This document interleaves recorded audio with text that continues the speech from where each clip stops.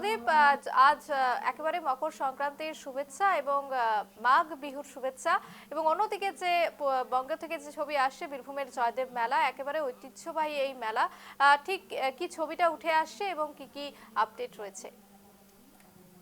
একদমই রূপালী, তোমাকে এবং নিউজ লাইভ বাংলা সকল দর্শককে মকর সংক্রান্তির শুভেচ্ছা জানাই। এবং আজকে সূর্যোদয় হওয়ার সাথে সাথেই কিন্তু জয়দেবের যে অজয় নদ, সেই অজয় নদের পাড়ে মকর সংক্রান্তির মধ্য দিয়ে পূর্ণ স্নানের মধ্য দিয়ে জয়দেব মেলার সূচনা হয়ে গেল।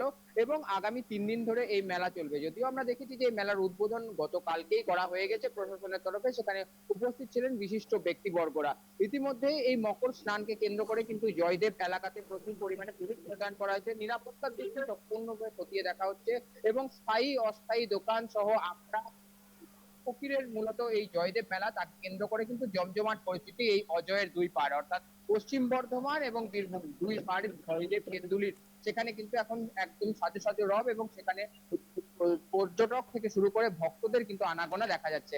সকালবেলা থেকে আমরা দেখতে পেয়েছি সেখানে পুণ্যার্থীরা এসে কিন্তু অজয় নদের পাড়ে, সেখানে অজয় নদের মধ্যে পুণ্য স্নান করেছেন পিতৃপুরুষদের তর্পণের উদ্দেশ্যে। এবং তার পরবর্তীতেই জয়দেবের যে মূল আকর্ষণ বলা যেতে পারে, শতাব্দী প্রাচীন যে রাধা বিনোদের মন্দির, সেখানে পুজো দিচ্ছেন ভক্তরা। এবং তাদের মনে একটাই যে এই পুণ্য স্নানের মধ্যে দিয়ে পিতৃপুরুষের তর্পণ এবং তার সঙ্গে সঙ্গে তাদের মনস্কামনা পূরণ হোক, এটাই তারা চাইছেন। এবং তাকে কেন্দ্র করে কিন্তু জয়দেবের দুই পাড় বলা যেতে পারে সেজে উঠেছে।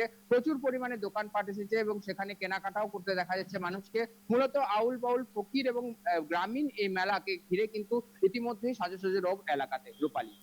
একেবারেই শুভদীপ, তুমি যেমনটা বললে যে আজ সকাল থেকেই কিন্তু উৎসব বিভিন্ন জায়গায়, এবং একেবারেই অজয় নদীর দুপারে, অজয় নদীর দুপারে একেবারে সেখানে মানুষের ঢল, এবং পিতৃপুরুষকে তর্পণ, এবং অন্যদিকে একেবারেই মনস্কামনা যাতে পূর্ণ হয়, এবং অন্যতম আকর্ষণ জয়দেব মেলা, সব মিলিয়ে একেবারে জমজমাট সংক্রান্তি।